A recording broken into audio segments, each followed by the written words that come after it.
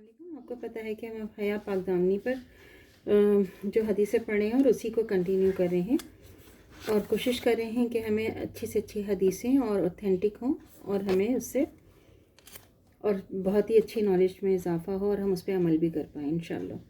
हज़रत अनस रज़ियल्लाहु तआला अन्हु बयान करते हैं कि रसूल खुदा सल्लल्लाहु अलैहि वसल्लम ने फरमाया कि जब अल्लाह ताला ने जन्नत में आदम अलैहिस्सलाम का पुतला बनाया तो जब तक चाहा उसे छोड़े रखा।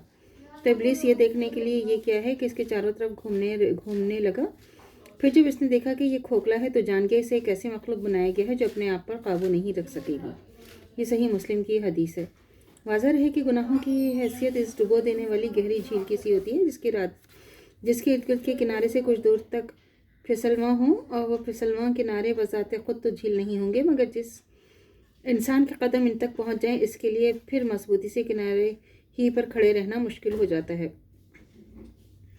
ज़्यादा इम्कान इसी बात का होता है कि किसी वक्त भी वो फिसल कर झील के अंदर जा गिरेगा, लिहाजा वो पुतला जो अंदर से खोखला है और जो अपने आप पर काबू नहीं रख सकता इसके लिए खैरासी में है और इनके इन फिसले किनारों से दूर ही रहे, वरना उस पर पत्ता भी नहीं चलेगा और वो झील के अंदर पहुंच चुका होगा। इस्लाम में भी इसका असल मकसद पाक दामनी ही है। इसे ख़राब करने वाली शे एक ख़ास गुनाह ही है, मगर गैर मर्दों औरतों का आपस में बेहिजाबाना खलत मलत होना, तन्हाई में मुलाकातें करना इस ख़ास गुनाह की झील के इर्द गिर्द के फिसलावा किनारे हैं। और जहाँ बहुत सी कमज़ोर तबीयतों के फिसल कर चाहे झील के अंदर जा गिरने का खदशा मौजूद है, पाक दामनी की अहमियत के पेश नज़र इस्लाम ने इसे इतनी ज़्यादा अहमियत दी है कि जो अमाल अफ़ाल इसके लिए ख़तरनाक साबित हो सकते हैं इन्हें भी ममनू करार दिया है ताकि वह ज़्यादा महफूज हो जाए।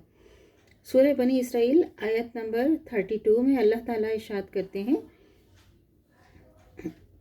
कि ये नसीहत ये मौलाना सैयद सलेमान साहब ने फरमाया है। इस आयत की तशरीह में जो तशरीह है ये उनकी है कि ये नसीब और बदकारी के करीब न फटको, वो बहुत बुरा फल और बड़ा ही बुरा रास्ता है। ये तो आयत नंबर 32 की वो है ट्रांसलेशन, मतलब तर्जुमा।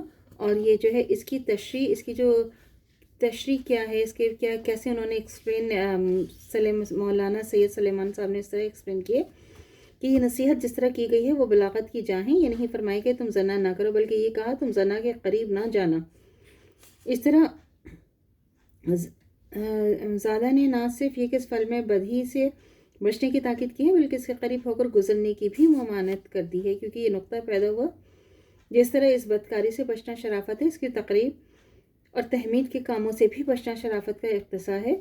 किसी गैर महरम की तरफ ललचाई हुई नज़रों से या बेहयाई के इरादे से देखना, तन्हाई में मिलना, बेवजह इसके बदन को छूना या किसी तरह से इसकी बातचीत और आमतरफ से नाजायज़ लुत्फ़ उठाना या दूसरे गैर शरीफाना हरकत करना ईमानी इज़्ज़त अखलाक़ी शराफत के सरासर मुनाफी है। इसलिए इस्लाम ने इस सारी बातों को जो बेहयाई बदकारी की तकरीब और तहमीद हैं हराम करार दिया है। ये सीरतुन नबी की जो जिल्द नंबर 6 की वो थी ट्रांसलेशन।